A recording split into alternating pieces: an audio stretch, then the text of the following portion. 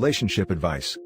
I, 37 male, found out my girlfriend, 25 female, cheated on me with my son, 20 male, and I want to cut them both off, but they're begging me to forgive them both. I was a young dad. Me and my now late wife had my son before we were even 17. She sadly died suddenly at 22 not long after we got married, and I've been a single dad since. It's been tough, but I think up until this I did my best. I haven't had time to have any relationships really up until I met her. I threw myself into being a dad and concentrating on my business. I'm not saying I've been a monk, just not had anything serious. Never anyone serious enough to introduce my son to. But just under 3 years ago, I met AJ. I wasn't expecting it, but before long, I was head over heels. The first 6 months or so was more casual, but when we realized we loved each other, we made it official. I was even planning to ask her to marry me next month on her 26th birthday. I was even going to ask my son to be my best man. I didn't introduce them at first due to not being sure how he'd take it, so we waited a while. But after they met last year, we've all hung out and everything was all good. Granted, this year they haven't seen each other much, due to lockdown and him being at uni, but I didn't think anything of that. I could see her much thus last month due to lockdown again. However, I've noticed as the past couple of weeks have gone on, she's been a bit quiet and moody. I've asked her, and she added down to being overwhelmed. Likewise, I have noticed it in my son being a bit withdrawn, but I assumed he's been busy with uni. When I finally saw her again this weekend, I really noticed, so I called her out on it. She broke down and admitted she cheated on me. Just like that. I was shocked.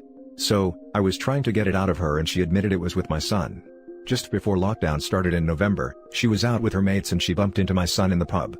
They got pissed drunk, shared a taxi, and ended up drunk and effing. I basically threw her out there and then, saying I never want to see her again. She was begging me, pleading and making a scene and everything. I then asked my son to come over and I confronted him.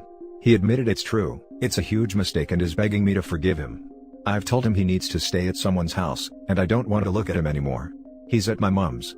I haven't told her what he did, but she knows it's serious seeing as how close we have always been.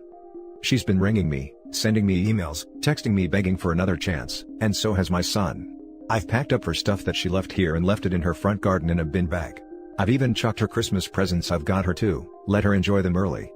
I'm absolutely distraught. They're the two people I loved most in the world. I wanted to marry her, maybe have kids, spend my life with her. Likewise, he was more than my son, he was my best friend. I sacrificed so much for him, to give him an amazing life. And they both stabbed me in the back in the worst way.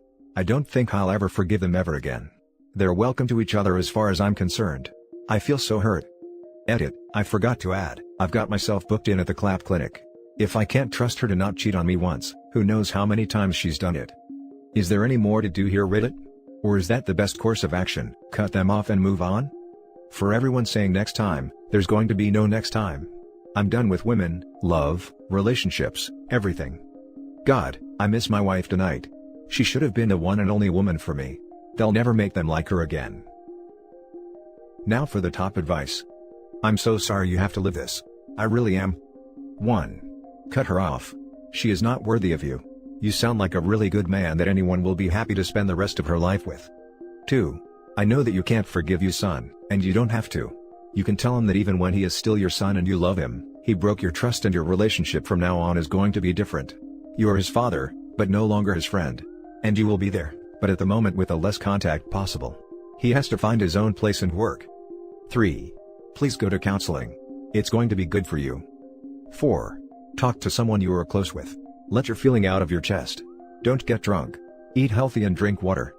Sending you a hug. Thank you for this, very practical advice. I don't know if I'll ever want to be in another relationship though at this stage. I can't see myself trusting anyone again anytime soon. Get rid of girlfriend, stop supporting son. Tell grandma to, and let the little crap support himself. In a few years, I'm sure you'll want a relationship with your son, but you don't have to right now. He's an adult who made an adult choice and should have to live with the adult consequences. Hijacking the top comment. Just wanted to say that you seem like a really great person. Anyone else might have done something rash in that moment when you heard the truth, but you didn't. You will find someone just as great as you. I mean, there's 7 billion people on Earth. I'm sure someone great will find you. You'll have to tell your mom, considering your son is staying there and you don't intend to allow him back in your home. When you talk to her, keep it simple and basic. Tell her that your son and your girlfriend had intercourse, that you don't trust either of them anymore, that you may someday forgive your son but it will not be anytime soon, and you don't want to be pressured about it. If she doesn't want him staying with her indefinitely, then she is free to kick him out, but he is not allowed at your home ever again. I would also have one more talk with your son and tell him that he is your child and a part of you will always love him. That you don't wish him any ill will, but you cannot have him be part of your life, because his presence reminds you of his betrayal and the pain he's caused you. Tell him that anything you pay for of his is now his responsibility, that you will be canceling anything of his that is in your name. Personally, I would also tell him that maybe someday you will be able to stomach speaking to him again, but you aren't sure about that, and it will definitely never happen if he dates your now ex. As for the ex, tell her if she ever contacts you again in any way, you will file a report for harassment. Then block her everywhere. I know I need to and should tell her, but it breaks my heart to have to. She has absolutely doted on him ever since he was born. Looked after him for me while at school and everything.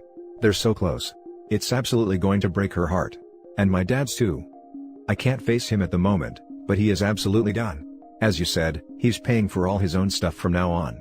He's lost his weekend job at my business too. His P45 is well on the way. Let him get a job and support himself. That's a great idea about reporting her. Thank you. Now for the next story. She told me tonight that she cheated back in March. Me, 28 male, her, 27 female, married 4 years this May, together about 4.5 years. No kids, 2 dogs, joint ownership of mortgaged house. Tonight, my wife engaged me in a conversation that was kind of a follow-up to one we had a couple weeks ago, wherein I told her that I've been struggling for a while with feelings of not having my intimate needs met. That conversation had gone well, and we agreed to work on things. Tonight, she said she's been thinking about that and said she just feels like she can't give what I need. When we married, we said the D word would never be in our vocabulary. We're both Christian and truly believed in living the God-instructed ways of being married, but she said she thinks we both deserve to be happy in this life, as we're both young and obviously not happy now. We've seen an employee assistance program counselor before, but I realized that wasn't the in-depth level of marriage counseling we obviously now needed, and I stated that and said we should first try real counseling like that to make sure we really feel the way we think we're feeling. She's been seeing a therapist on her own for issues from her past with abandonment and neglect by her mom, and I can't remember the details of the conversation here because this is where it happened, but she brought up her counseling and said, "Back in March I was feeling something and I slept with another guy. That night I told you I was going bowling with my friend from work up, the next town up from ours, but I went to see him. It was a mistake." She kind of went on with the original, just of the conversation for a minute while I had my head in my hands trying to register what I just heard. It was as if the fact that she cheated was a nonchalant matter of fact. I said, "You cheated on me?" She said yes. I said, "You had sex with another man?" She said yes. I asked who, and she said it was a person from her childhood town she knew. She had been talking to him for a couple of weeks beforehand, and then made the plans and went up. She said again that it was a mistake, and this is when I got angry. I growled, "Do not say it was a freaking mistake. You cheated on me. You knew what you were doing." She was speechless and I said, "I can't be here tonight." And I grabbed my keys and came to my best friend's, I call him my brother, house, and I've been here since, riding the waves of emotions hitting me and trying to comprehend this. She was pregnant in August, and had a miscarriage in October. I was so shaken with fury, I immediately worried the child wasn't mine, but she said she used protection and had had periods since, and I soon thought critically about the fact that she was only at 8 weeks when she miscarried. All that to say, we've been going through the trauma of that too. But we celebrated her pregnancy after she had cheated. She lived that lie with me. Sorry for the long wind. Right now, I just need some support on these initial trauma stages and how to handle my emotions. Now for the top advice. The way how casual she brought that up could mean that this wasn't her first rodeo. Nice Christian your wife is. I also wouldn't believe that it was only one time. She tested what would happen if she confessed to a little bit of her world of lies that she built up. Expect the worst, and then go from there. Take your time now and stay at your friend's place for as long as you can. Separate from her for the rest of the year and meet with a lawyer to find out what a divorce would look like for you. Talk to friends and family about what she did and ask them for support. Since it was so easy for her to lie to you all the time, expect that they didn't use the protection. Get tested for STDs right away. Please don't drink any alcohol or take substances, they won't make it easier and you need a clear head now, more than ever. Don't bottle your emotions up, cry when you were sad and punch a pillow when you were angry. In the new year then, make a decision on how you want to go on. You are worth so much more than to be treated this way. That's a good point, I'll plan to get tested ASAP. I really don't want to think this wasn't the first time, but you make a good point that it might not have been. I'll go forward with that in mind. Thankfully, I've never turned to the drink for other traumas, Marine Corps, deaths and horrible stuffs as a paramedic, so I don't plan to now, and also never touch these. I don't want to be subdued, I want the opposite, I want to experience life in its fullest capacity. I guess divorce should be back in your vocabulary. See a lawyer and serve her. You could have been on the hook raising another man's kid. It's hard to see right now, but you were lucky you don't have a kid with her, and the divorce should be pretty straightforward. 4 years in the scheme of things isn't that long. It will take a while to put all this behind you. Sorry buddy. Yeah, I'm already seeing the silver lining to the way this is happening. Thanks. Thank you all for the input so far. I want to add something to be clear. I have made sort of a decree for myself, even before I knew her, that there was no coming back from a woman cheating on me.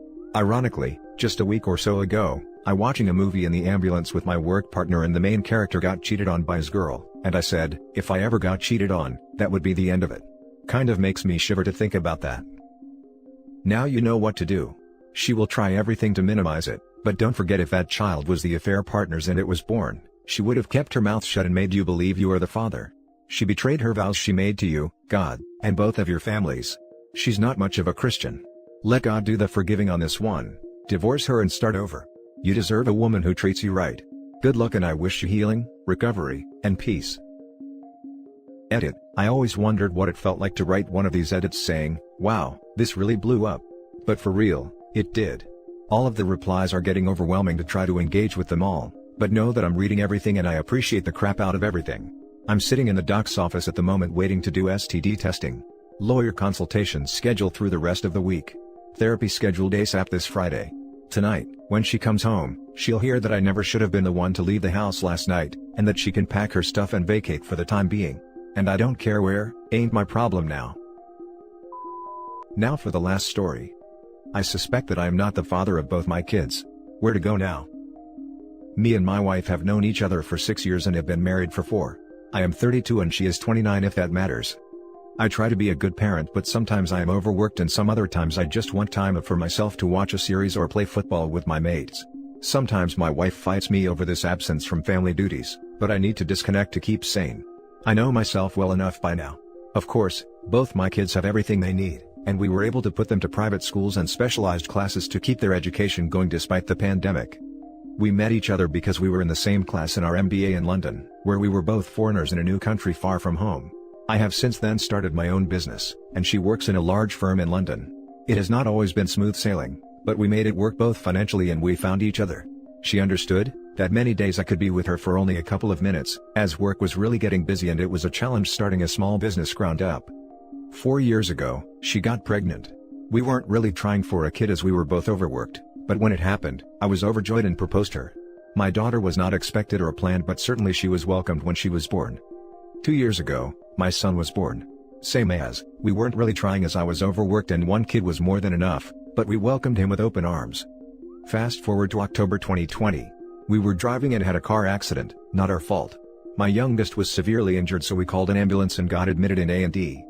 As it turns out, they had to run a battery of tests and found that my son has a blood condition, a form of thalassemia, that will eventually need management. They also tested my daughter, as she was injured too, and found the same. Coincidentally, the A&E doctor on shift is one of my closest friends, and he informed me regarding the condition, and told me there is nothing in the immediate to worry about. Some symptoms may show up later in their development, but they are manageable, and we got lucky. Long story short, in an abundance of caution, I got both my kids to a specialist. To our relief, we find that there is little chance that any serious problem will arise in the future. However, the doctor recommended us to get our blood tested, to understand if we are both carriers of the defective gene, in which case thalassemia could become really bad, and we shouldn't have a third child, or if just one of us is, in which case, little to worry about, yay. Well, I had the blood screen done, and I am not a carrier of the genetic disorder. My wife isn't either. I have consulted my doctor friend, and he has implied that there is a chance I am not the father, and the actual father is carrying and spreading the defective gene. I could take a paternity test, however, my friend told me that in the UK it would be challenging to do so without the explicit consent of the mother of the kids. He has seen similar cases and usually the labs recommend against it at this stage, or perform extensive checks prior to it, as the priority is to not disturb family equilibrium. My wife told me that the results were odd and she's sure the labs were mistaken.